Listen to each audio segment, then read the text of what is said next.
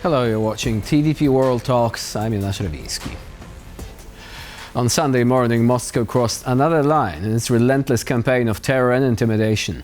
Using a record-breaking number of drones, the Moscow regime hit the main government building in Kyiv. As the Kremlin seems to be deliberately escalating the conflict, how should Ukraine and its allies respond? Joining us now is Rostyslav Khotin, senior Ukraine editor at Radio Free Europe, Radio Liberty. Hello and welcome to TVP World. Hello, Jonasz.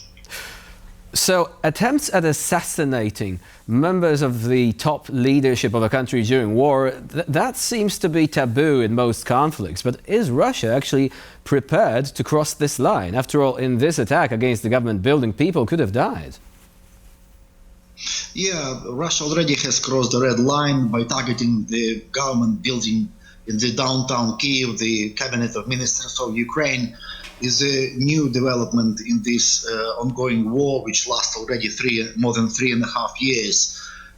Russia has been threatening Ukraine to target so-called центры принятия решений, or centers of decision-making, meaning government buildings, ministries, presidential office, parliament, and other administrative buildings of Ukrainian government. So this threat today was materialized by targeting the government building in central Kyiv. Russia crossed a red line. Especially, this is very saying very much because it happened amid the peace efforts by Trump administration, amid active negotiations on how to end this war, and Russia targeting the Ukrainian government. Yes, it happened overnight, but early morning. But if it would happen one day later or one day before, the government building is full of people. Government officials working there, ministers, prime minister, and so on and so forth, clerks and officials, bureaucrats, government bureaucrats, if you want. So it's been red line has been crossed, and now Ukraine has to respond somehow. Also, we had a so-called anti-record. More than 800 drones have been used this night by Russia. It's a record. Never before Russia used more than 800 drones, as it has done this night. Against different regions of Ukraine, infrastructure, apartment blocks, and so on and so forth, in various Ukrainian regions. So it's another red line has been crossed, and also Russia used several ballistic missiles and several cruise missiles from both mainland Russia and from occupied Crimea to target civilian targets on Ukrainian soil. So you're saying that there could have been casualties if it happened during a different time during the week, but also since Ukraine is a country at war, right? And working at the government is not just a simple 9-to-5 job. There are often things that need to be done outside of usual working hours. So would you say that Russia was still running the risk of killing someone, even if it assumed that there might not be as many people inside the building? Still, this could have happened. And a related question, isn't this one of the most crucial moments? Because what next? If the West does not react, is the West going to have to wait until the parliament building is on fire or something like that? I mean, we are approaching this sort of dangerous junction here. Yes, of course, we are approaching dangerous junction because Ukraine has to retaliate. It will escalate the whole war on the another level, the much higher level. Because Ukraine so far has been reluctant to target Russian government buildings, Russian officials so far. Is been targeting military installation on Russian soil and also energy, Russian oil sector recently. But Ukraine has been reluctant to target Russian government buildings. Only once the drone exploded over the Kremlin. It was a kind of showcase piece for Ukrainian precision. But nevertheless, Ukraine has been reluctant to target Russian government buildings. Russia, meanwhile, has targeted Ukrainian government office. And indeed, during time of war, the government works not just 9 to 5 exactly, and some of government officials are staying overnight. Even it's like country in a state of war. You have to make decisions how to fight this war, and you don't work 9 to 5 exactly. Also, it shows that because Ukrainians thought that the downtown Kyiv, central Kyiv, is well protected, the government quarters are well protected by anti-aircraft defenses. Now it seems that there was a kind of failure of Ukrainian aircraft defenses because the drone was able to target the government building, the cabinet of ministers of Ukraine.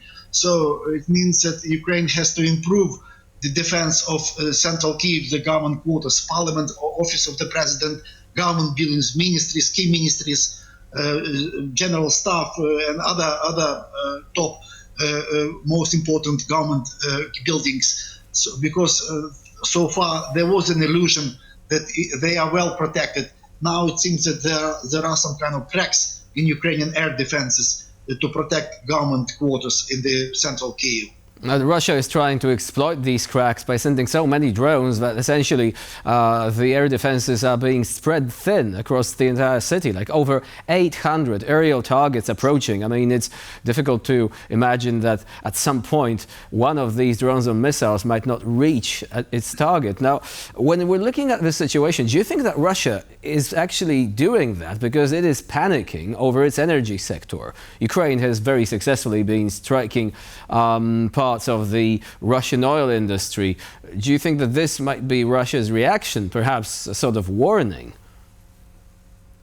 Yeah, Ukraine has been targeting since the end of July, almost all August and beginning of September, Russian oil industry. Even this night, the oil refinery in the neighboring Russian region of Bryansk region has been targeted by Ukrainian drones. It's Friendship Druzhba pipeline, but this it's complicated web of pipelines and complicated net of pipelines. It's actually the line which supplies oil products from Belarus to Russia, because Belarus now has been cashing on the Russian needs for more oil, diesel, and fuel because successful Ukrainian strikes. So Ukrainian drones targeted this oil refinery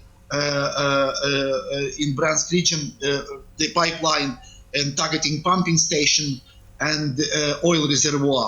Also, this night, Ukrainian drones targeted oil refinery in Krasnodar region in the Kuban region in southern Russia, also successfully. Almost on daily basis or once per 2-3 days, Ukraine has been targeting oil refineries, oil depots, pumping stations, other oil installation. Ukraine has been able to knock out about 25 up to 30% of Russian oil industry, which actually supplying the Russian war machine with fuel, is fueling Russian aggression against Ukraine. So it's like when Ukraine was able to hit destroyed about 30% of Russian Black Sea fleet, it was a success. Now Ukraine has been able to destroy about up to one third of Russian oil industry, which is an important, significant achievement for Ukrainian forces. And this is happening even before Ukraine actually has received the new ERAM cruise missiles, which were approved for sale by the US administration, over 3,000 of them over the course of the next couple of months. And also before Ukraine has even managed to create a big stockpile, a large stockpile of its own domestically produced Flamingo missiles. So do you think Russia is seeing these developments, seeing that Ukraine is attacking these refineries with drones and thinking, oh, if these missiles come into play, the situation is going to get even worse for our oil refineries and related infrastructure? Yeah, Russia is already feeling the lack of oil, petrol, diesel fuel, kerosene, and so on and so forth. Russian armed forces feel the lack of fuel for their war efforts in Ukraine. But most importantly, that excuse me, ordinary Russians also feel this crisis, oil crisis in Russia. Prices of petrol prices are now much higher than at the beginning of the summer in Russia. Some regions are feeling the lack of petrol. Queues have been formed near petrol stations. There was a kind of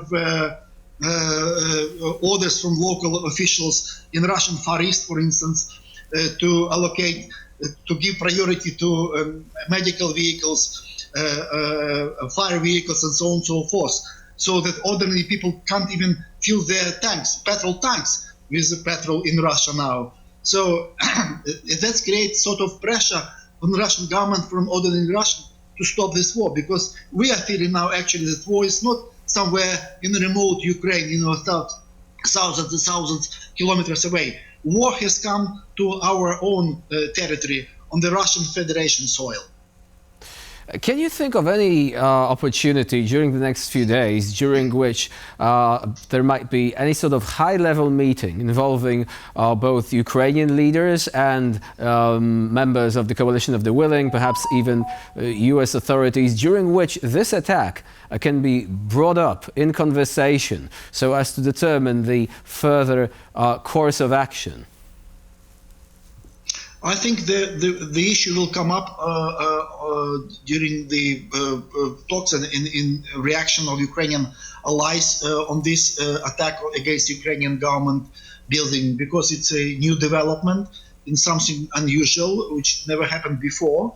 Ukraine will raise this issue with allies, and I think there will be a reaction from Western partners of Ukraine, especially the American reaction will be important, because this is the very government which recently signed a strategic deal with the United States on rare earth minerals, extraction of rare earth minerals in Ukraine under this prime minister. She was, Yulia Sviridenko was a key person to when this deal was worked out, and so on and so forth. So Americans should react, and Western Europeans, European partners of Ukraine should react, because it's a new escalation. And I think that there might be, we can expect maybe some kind of retaliation from Ukraine against Russia for this act of direct strike against government building in downtown Kyiv. And if there is retaliation, what do you think would be a better course of action? Would it be a better course of action to conduct a very acute and very damaging strike again against the oil infrastructure, for example, or military infrastructure? Or should Ukraine try and do like a tit-for-tat attack on a government building? Wouldn't the latter option be a bit dangerous, and also, bringing the argument that Russia could say, "Oh, they are doing the same thing as," what would be the better choice here? I think it's a better choice will be to continue knocking out Russian oil industry. That's what matters for Ukrainian strategic interests. Targeting Russian government building will put Kyiv on the same level as Moscow. Tit for tat. You're targeting our government buildings, we are targeting your government buildings. Ukrainian drone has exploded once over the Kremlin. That's enough. But if Ukraine will continue its strategy of knocking out Russian oil industry, it would have much more important and much more significant developments, impact for Ukrainian war effort against Russia. Rostyslav Khotin was our guest today here on TVP World. Thank you very much for joining us and for sharing your insight. Thank you. And I'm Jan Lewiński. You're watching TVP World. Please stay with us for more latest news, updates and commentary.